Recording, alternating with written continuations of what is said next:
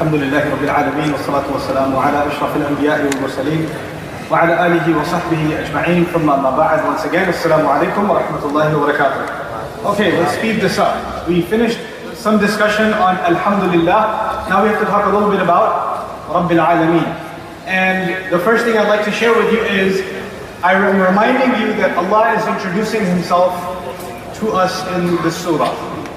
And after He says Alhamdulillah, the first description of Himself, after Lafzul Jalala, after the word Allah, the first description He chose out of all of His descriptions was Rabbil Alameen. So it must be the first foundation of our relationship with Him. It must be something very important that establishes my relationship with Allah before anything else. He is lots of things. He's also el-Rahman el-Rahim. He's also MALIKI JEUMID-DIN. He's also many other things. But the first thing you and I need to know is what? Rabbil Alameen. After His name, the first thing you needed to know. This is in the wisdom of Allah. So what's the benefit of that? The word Rabb is very deep, it's very rich. They say in Arabic, Al-Rabb huwa al-Malik, wal-Sayyid, wal-Murabbi, wal-Mun'im, wal-Qayyim. Now what that means, I'll go piece by piece. The first meaning of Rabb is the owner. And I'm going to expect you to remember this now. The first meaning is what? Owner. The second one is the one in charge. The one in charge. What was the first meaning? Owner. Second one? The one in charge. Now you might think it's the same thing. The owner is the one in charge. Not all the time. Sometimes you own a house. But you own a house in a neighborhood, you want to put a wall, and the government says, or the city says, or the neighbor says, no, you can't put a wall here. And you have to apply for a permit, and you have to put in an application, and all of this. In other words, you own the house, but you are not what? You're not in charge. You're not in charge. You buy a car, and you own the car. But when you want to make modifications to your car, what about it? What do I do? Huh? Untangle it? Okay. You happy? Okay. Okay. What was I saying? Something about Islam. What was I talking about? Something about cars. Yes, very good. If you make changes to your car, some of those changes are illegal.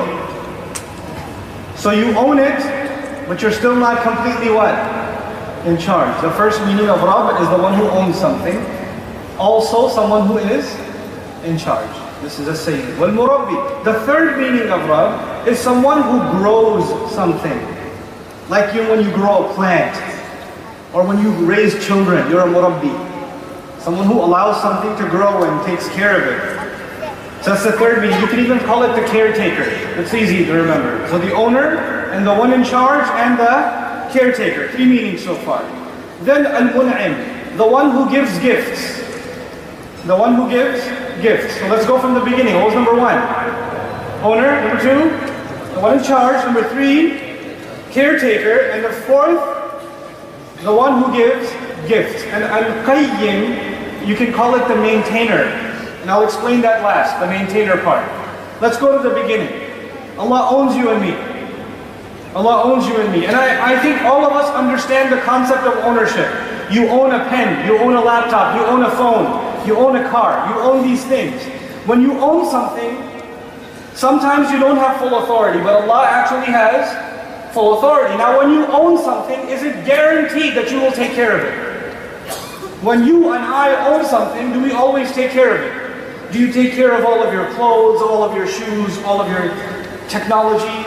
You know, some of you have your house is just wires, right? And VCRs from 1987 and you know, you have this stuff, you don't take care of it, but it's there. You have, in the back of your house, you have like 4 bicycles, and they're all getting rusted, and your mother gets angry at you all the time, but you don't move it. You own it, but you don't what? Take care of it. Sometimes you own something and you don't have authority. Sometimes you own something, but you don't take care of it. Allah owns you and me. He has absolute authority over you and me. And He what? Takes care of you and me. When I own something, I don't necessarily take care of it. Allah does. Allah does. Then the other issue here is why I say the gift giver. Giver of gifts. What's the benefit of the al-Mun'im? Because whatever Allah gives you, definitely it is a gift. It is not anything else, it's a gift. When your boss gives you a check, is that a gift? No, you earned it. You worked hard and you earned it. But when Allah gives you, it is never something you earned. We don't earn anything with Allah. We only get gifts from Allah. That's all we get. There's a big difference now. When your paycheck is less than what you expected. You expected a check for 1,000, you got a check for 800. You complain? Because you deserved it. But when you get a gift of 800, you say, Eid Mubarak. Check should have been, it's Eid. You write a check for 1,000, what's the matter with you? What kind of gift is this? You do that? You're really messed up if you do that. Talk to me afterwards if you have that problem. When you get a gift, then you know that you didn't deserve it. It's not something to expect. If you expect it, it's a salary, it's payment. But it's a gift. Now what that does for you and me, Allah is then saying, you have 5 fingers on your hand, or some of you have 4 fingers on your hand. Some of you have walked straight, some of you walk with a limp. But both of your legs, or no legs at all, everything you have or whatever you don't have, if you don't have, you don't get to complain because you didn't earn it. That's all a gift. يُؤْتِي مَنْ يَشَاءُ. He gives it to whoever He wants. Nothing I have is my own, actually. I myself, I don't even belong to myself. إِنَّا لِلَّهِ وَإِنَّا إِلَيْهِ رَاجِعُونَ. You know, I worry about the clothes I wear, the house I live in, the property I own, all of these things. But at the end of the day, I myself am the property of Allah. I am going under the ground. I am going back to the earth of Allah. And then I am reminding, you are reminding each other when you are burying me, you are saying, Inna lillahi wa inna ilayhi raji'un. Just like this one belongs to Allah, and it's proof. He did not own himself. Allah took him. It was his and Allah took what is his. Just like that, one day we are his and one day He'll take us. One day we'll be gone. This is inside the word Rabb. Wal-Qayyim, the one who maintains, the last meaning of Mun'im, or the last meaning of Rabb, the one who maintains. You know what that means? That means that you and I are not capable of living from one breath to the next breath. We are not capable of living from 1 second to the next second. The only one who is allowing us to maintain our life is Allah. In other words, Allah is never absent from your life. Some people, when they have difficult times, they say, where's Allah? Where was Allah when I needed Him? You know what? Your heart is still beating, right? That's not because you put a battery inside. Your lungs are still contracting and expanding. That's not because you paid a rent check. You didn't pay for that. Allah was doing that for you, and He's still doing that for you. And the tongue you're using to complain about Allah, guess who is making that tongue work at the time that you're complaining about Allah? That is Allah too. The voice that is coming out of your throat is from Allah. He's always there. He's Rabb. He's maintaining. He's maintaining. Now, I'm going to say some words to you, and you tell me the other end. All of these words are a relationship. On the one hand, you have teacher. On the other hand, you have student. On the one hand, you have parent. On the other hand, you have child. On the one hand, you have wife. On the other hand, you have victim. On the one hand, you have...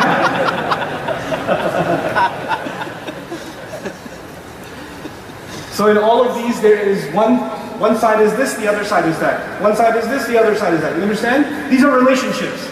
In relationships, everybody gets a label. Some of Allah's names, there's a relationship. And some of Allah's names, there is no relationship. For example, when Allah says He's wise, there's no relationship. But when Allah says He is the creator, then what's the relationship? On the one hand, there's the creator. On the other hand, there's the creation. There's the creation. On the one hand, there's the giver. On the other hand, there is the receiver. Now, the word Rabb, owner. All the meanings, I'm just giving you one. Owner. That's on the one side. What's on our side? If Allah is owner, what am I? I'm property. Isn't that what it is? The term used for human property is abd. The term used when human beings are property, they are called abd. So Allah is Rabb and I am Abd. That's what I am. By calling himself Rabb, automatically he called me a Abd. But sometimes you have a teacher, but you have a student who doesn't know that he's a student. Sometimes you have a parent, but the child is not acting like a son. Sometimes you have a husband and the wife is not acting like a wife, or you have a wife and the husband is not acting like a husband. And here you have a Rabb. You have a Rabb. And sometimes you have people and they don't act like what? They don't act like Abd. They don't act like Abd. This one word is actually the summary of the entire Quran my teacher used to tell me. He said the one thing Allah wants you to know about Him is that He is Rabb and that you are Abd, and you will, every day you will forget. Every day you will forget a little bit, or that Allah is Rabb and you are Abd, and you will make mistakes and you have to remind yourself, hey, He is Rabb, I'm Abd, He is Rabb, I'm Abd. You have to keep reminding yourself, and that is the essence of the Quran. The summary of the entire Quran is accept the fact that you are what? Abd. And accept the fact that Allah is Rabb. That's it, and you're fine. But there's a problem. There's a big problem.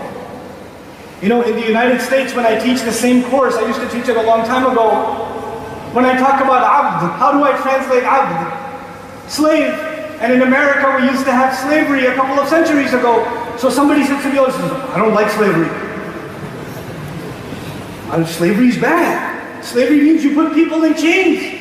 Slavery means you whip them and you punish them and you torture them and you take away their respect and their dignity and you treat them like animals. And by the way, in human history, are slaves treated like animals? Yes. Are they put in chains? Yes. Are they humiliated? Absolutely. The example of human slavery in the Quran is Banu Israel. And Abbatta Bani Israel. Fir'aun had made them into slaves and they were humiliated. يَسُومُونَكُمْ سُوءَ الْعَذَابِ. He was humiliating you with the worst kind of torture. And actually this means that this slavery itself is humiliating. Human beings want to be free. So the moment a human being thinks, I'm a slave, slaves have no respect. By the way, somebody's a teacher, somebody's an accountant, somebody's a doctor, somebody's a janitor, somebody's a masjid cleaner, somebody's an imam, somebody's a scholar, but the lowest title available in humanity. There is no lower title available in humanity. You know what the lowest title is? Slave. There's nothing worse than slave. There's no lower job description. Everybody else is better than slave. This is the lowest one available. Allah took for Himself Rabb and He gave you and me what? Abd. And nobody likes to be at the bottom. But the unique thing is, in America, when they had slavery, did the slaves love their master or hated their master? They hated their master. First chance they got to get free, they got free. Some of them tried to run away and got killed while trying to get run away. Some of them were tortured because they disobeyed their masters. In other words, the slaves don't love their master. The slaves what? Hate their master. Then emotionally, they never thank their master and they never praise their master. Allah is the only Rabb that before you even know He is Rabb, you do hamd of Him. Alhamdulillahi Rabbil Alameen. There will never be any Rabb other than Allah who will ever get hamd. There are people that can try to be a Rabb. They tried. Fir'aun tried. And he can have, maybe some people consider him Rabb, but he will never have what? He'll never have hamd. He'll never have it. That's only for Allah. So Allah says that you will praise and thank Him and appreciate Him before you even enter into this relationship. And He says, Rabbil Alameen. I won't go into too many details tonight. I'll keep it simple. So just so you can remember the main lessons. Al-Alameen is actually used in the Arabic language, not just for, the translation says Lord of the worlds. I don't like the word Lord. I don't like it because it's an old English word. Nobody knows what that means anymore. I like master. Rabb is closer to what? Master. Which means, if He's master, we are what again? Slave. I don't even like servant. I don't like servant because servant is part-time. Slave is what? Full-time. Servant is only servant when he's at the job. And when he's done with the job, he's free. But a slave is a slave when he's sleeping, when he wakes up, when he's sick, when he's healthy, when he's young, when he's old, he's a slave. You understand? So I like slave better. It's an honor from Allah to be his slave. Now, al-alamin. Al-alamin actually means nations, peoples. And alam is used in Arabic not just for world, it's actually used also for different cultures. So when I come to Malaysia, I say, this is a beautiful alam. This is a different alam, hada alam al-akhar. When I travel across the United States, I used to live in New York. When I moved to Texas, I said, this is a different alam. It's not like New York. People actually say hello. You know? In New York, if somebody says hello to you, run away. Run away. You know? So alam actually means different cultures, different nations, different ethnicities, different generations. And Allah is saying now in this ayah, He is not just the Rabb of the Arabs. He's not just the Rabb of the Indians. He's not just the Rabb of the Europeans. He is the Rabb of every nation and every culture and every ethnicity. And He takes care of every nation. And He loves every nation. And He provides for every nation and every ethnicity and every religion. Every human being on this earth belongs to one of the Alameen. And He is the Rabb of all of them. He's the Rabb of all of them. It's a universal message. It's a very powerful message. Alhamdulillahi Rabbil Alameen. When we understand Alhamdulillahi Rabbil Alameen, immediately we understand that He is not only my Rabb, He is the Rabb of all human beings. He's the Rabb of all human beings. Now, I'm going to move along. Ar-Rahman Ar-Rahim. This is my favorite part. I have many favorite parts, but this is the first favorite part. Okay? Ar-Rahman Ar-Rahim. Somebody offer me a translation. Speak out loud. Tell me a translation of Ar-Rahman Ar-Rahim. You called it out loud? Most gracious, most merciful. That's a wonderful translation. What does gracious mean? Do you use gracious nowadays sometime? You're so gracious. You don't use it. The words Ar-Rahman Ar-Rahim, they have to do with two things. They have to do with love. They both have to do with Rahmah. Rahmah includes the meaning of love and care. Love and what? Care. And those two things, the first person you think of in human beings, the first person you think of, they love you and they care for you no matter what, is who? The mother. Which is why the word Rahim is used for the belly of the mother. The closest thing you can imagine within the human experience to Rahmah is the mother. Now the relationship between the mother and the child is very simple. It's two main things. I need you to understand those two main things. I already said them. Love and what? Care. So Ar-Rahman has to do with love and care, and Ar-Rahim has to do with love and care. Both of these have to do with love and care. But why does Allah say two different words for love and care? What's the point? So I'm not using the word merciful right now. I'm using loving and caring. Loving and caring. That's what I'm using, okay? I need you to remember three things about Ar-Rahman. Three things about Ar-Rahman. And then I need you to remember two things about Ar-Rahim. I will not give you the technical details. This is super simple. How many things about Ar-Rahman? Three things. How many things about Ar-Rahim? Two things. Okay, here are the three things about Ar-Rahman. Number one. The word is extreme. The word is extreme. I'll explain in a second. That's number one. Number two, the word is right now. It's happening right now. And number three, it's temporary. It is temporary. What were the three things I gave you? Call it out. It's extreme, it's right now, and it's temporary.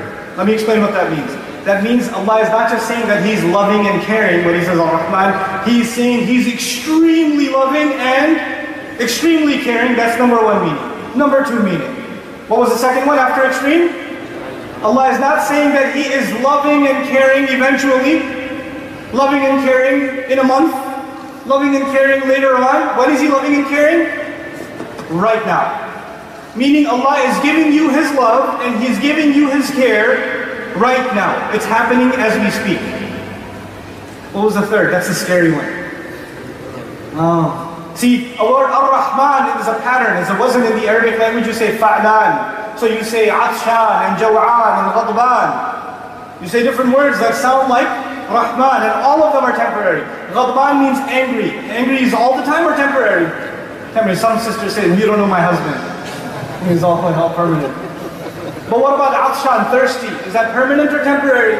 It's temporary. What about jaw'an, hungry? Permanent or temporary? So Rahman is also temporary, but temporary with a condition. I need you to understand the condition. Thirst is temporary only because what takes it away? You need water to get rid of thirst. Hunger is temporary only when food is there. Allah's rahmah is there. Something might come from you to get rid of it. So it will only become temporary if you get rid of it. Just like you can get rid of thirst by what? Water. Or you can get rid of hunger by food. You can get rid of Allah's rahmah by doing something. And we'll learn about that in a little bit. So the three things once again for Ar-Rahman. You tell me now. You tell me. Extreme. Right now. Temporary. How many things do you have to know about Ar-Rahim? Two things. Number one is always. It's permanent. Is that different from Ar-Rahman? Why? That was temporary. This one is permanent. Very good. There's the second thing you have to know about Ar-Rahim. It is not necessarily happening right now. Ar-Rahim is not necessarily happening right now. Is that different from Ar-Rahman? What was the thing about Ar-Rahman? It's happening right now. So there's some sifa. Some sifa is not happening right now. Let me give you an example. I say to someone, my wife is patient. My wife is patient. But I am in Malaysia and she is in Texas right now. Do I know that she is being patient right now? Maybe she's going crazy and breaking plates and I don't know what she's doing. But I'm telling the brother, my wife is patient. I probably should add, my wife is patient. Insha'Allah, wallahu a'lam. You understand? You say about someone, that's a nice guy. He's a nice guy. He's not here. You're saying he's a nice guy. Do you know if he's being a nice guy right now? No. No. So the same way you are describing Allah as loving and caring, but the word Ar-Rahim does not necessarily mean that Allah is engaged in the act of love and care right now. It doesn't mean that. Now let me tell you what's amazing about these two words. If Allah only said Ar-Rahman, then the rahmah of Allah would be extreme. It would be right now, but it would not be permanent. It would be something missing. So Allah added what word? Ar-Rahim. And by adding Ar-Rahim, what did it become also? Permanent. The one thing that was missing is covered in Ar-Rahim. But if Allah only said Ar-Rahim, the problem is it would not be what? It would not be extreme, and it would not be when? Right now. So by saying Ar-Rahman Ar-Rahim, now it became extreme, and it became right now, and it became permanent. Subhanallah. Nothing is left. Nothing is left. But you also have to understand, why is Ar-Rahman first and Ar-Rahim second? Why not Ar-Rahim Ar-Rahman? Why not? Let me give you a simple example, you'll remember this. I like to give silly examples so you remember these lessons. You go to the office, what day you get paid? You get paid on Friday or what? When do you get your check? End of the month? Okay, so it's the end of the month. Even better, it's the end of the month. And what time you leave your office? 6 o'clock? This guy says I never leave my office. I live there. So you leave your office at 6 o'clock. Now it's 5:30. End of the month. Your boss is supposed to give you your check, but your boss is not there. He calls, he says, I'm stuck in traffic. I'm trying to get there, I think I can make it. Now it's 5:45. It's 5:50. And you have to go. You have to go to Umrah. Your flight is in 2 hours. And if you don't have this check, you cannot go. And your friend comes to you at the office and says, hey, listen, it's okay. our boss, he's reliable. He's good. He's good. And you say to him, thank you very much, my brother. My boss is reliable. I just wish he was being reliable when? Right now. I know he's reliable, but I don't care. I need his help when? Right now. Human beings, when they are in trouble, they don't care about the future. They care about what? Right now. If you are really hungry and you go home and the wife says, what do you want to eat next week? Woman! Give me some food! And once you finish eating your food and you sit there, then you say, so what do you want to eat next week? In other words, when you are in trouble, what do you care about? Right now. When right now is taken care of, then what do you think about? The future. If you have no money, then you're thinking about where am I going to eat the next meal. If you have money, then you're thinking about what about the savings, what about the investments, what about college, what about children's money, what about marriage, what about. In other words, when you have the immediate, you care about the immediate first, you care about the future later. Allah gave us Ar-Rahman, which is what? Right now. And now that your immediate is taken care of, you start worrying about the future. So Allah gave you Ar-Rahim because that's permanent for the future. He took care of your present and He took care of your future. Ar-Rahman Ar-Rahim. Isn't that beautiful? You know, Ibn Abbas radiallahu ta'ala anhuma said, Ar-Rahman for this dunya, Ar-Rahim is for the akhirah, for the believers.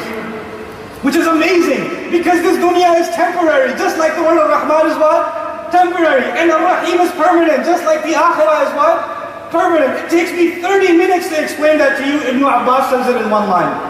Done. Radiallahu ta'ala anhu. You know, it's so awesome. He just hears it, goes, oh, okay, got it. Subhanallah. That's Ar-Rahman Ar-Rahim.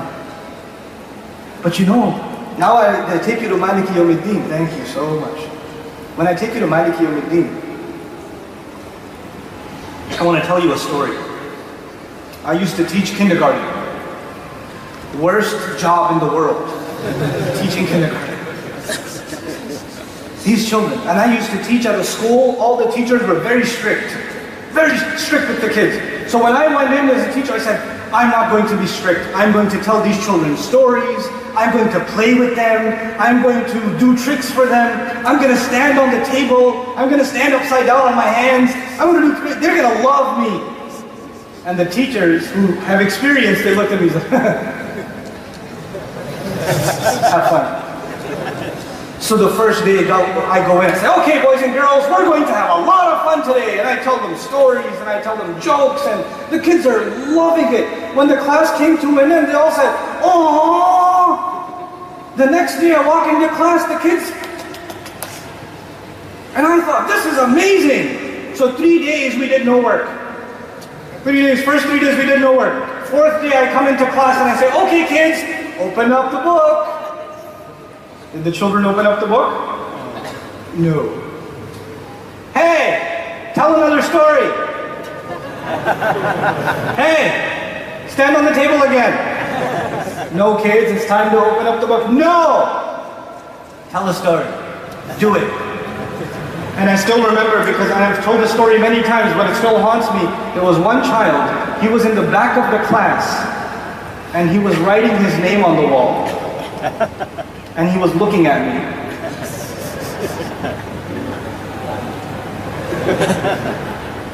And his friend came to him.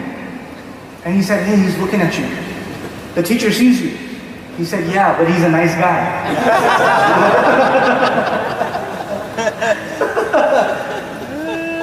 You know what it is, why I told you this story? When you're really nice to someone, then they start thinking that you never get angry, that you can get away with anything. You can get away with anything. And these children, I was always loving and caring to them. So when I decided to tell them that there are rules, they were not ready to listen. Allah in the Quran, if you only told us that He is Ar-Rahman Ar-Rahim, there would be a problem. There would be a problem. You know what we would do? We'd write our name on the wall. Allah is nice. Allah is Ar-Rahman Ar-Rahim, don't worry. Temporary, extreme, permanent, it's all there, so we're good. Alhamdulillah, you know? You would go into your haram business and somebody say, Akhi, make tawbah, leave the business. No, ya Akhi Kareem, Allah Rahman, why you worry? Don't worry about it. It's taken care of. So I tell you one more story so you understand Maliki JEUMID-DIN in 1 second. You just need to understand this story. There's a master and there is a slave. And the master says to the slave, listen, but you see that line over there? He drew a line in the grass. He says, don't go on the other side.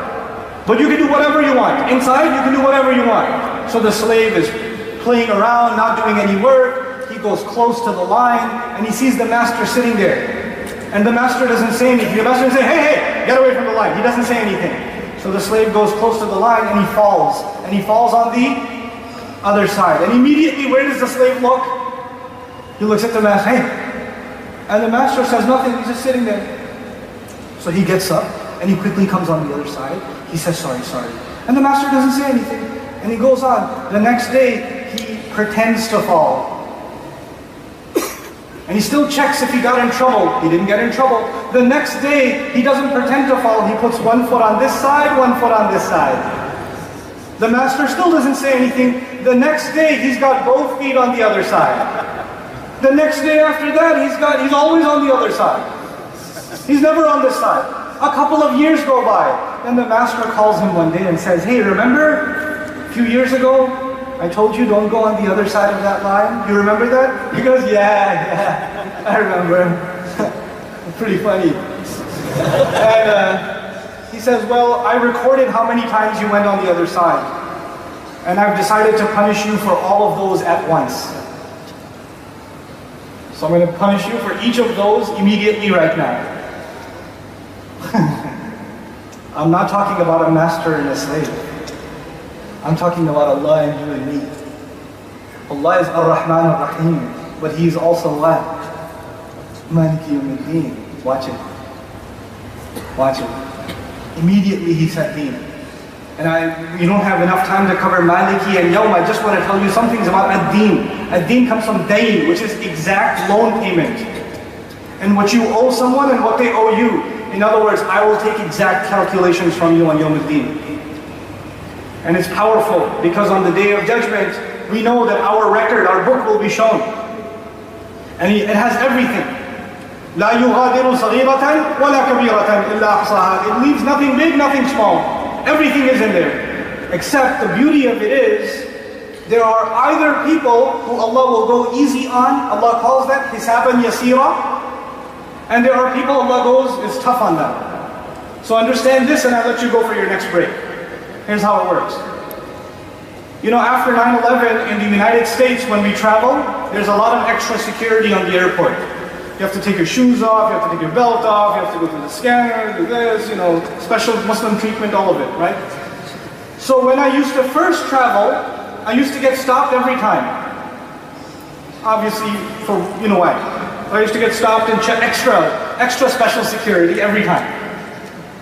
But after a while, I was traveling one time to California and I went through the security and I was waiting for the man to say, sir, could you go over there? Because we have to give you a special hug. But, you know, like they always say. But he didn't call me to special security. He said, go ahead. And I got confused. I said,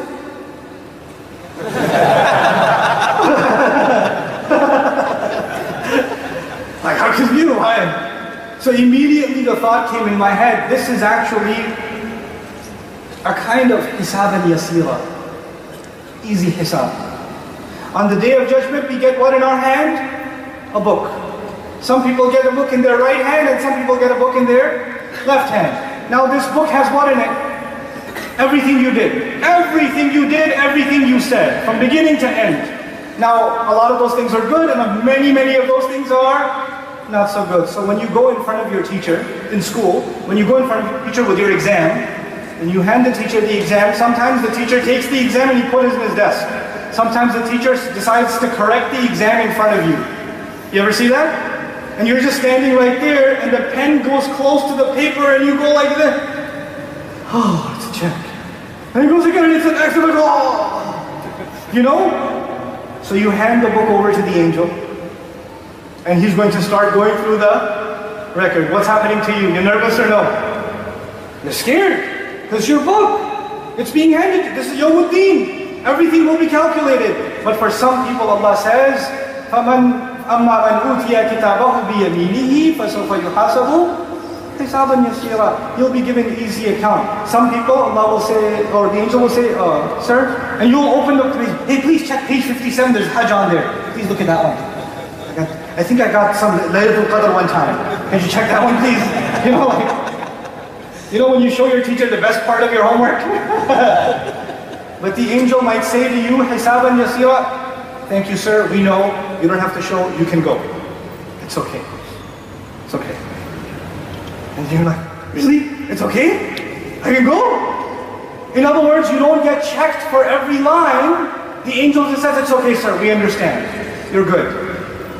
So on the day of judgment, there are two kinds of people. The people who get checked, every item, and the people who get easy account. The people who get checked, the Prophet ﷺ describes, إِنَّهُ مَنْ سُئِلَ يَوْمَ الْقِيَامَةِ فَقَدْ هَلَكَ. The one who gets interrogated on Judgment Day, if you start getting asked questions, it's over. He's dead, he's done. But for you and I, we beg Allah that He gives us what? The easy hisab. So either there are people who will enjoy ER-RRAHMAN ER-RRAHIM, or there will be people who get punished through MALIKI JEUMID-DIN. It's one of those two. You see, Allah did not even mention Jahannam. He said justice is enough. That's enough. That's MALIKI JEUMID-DIN.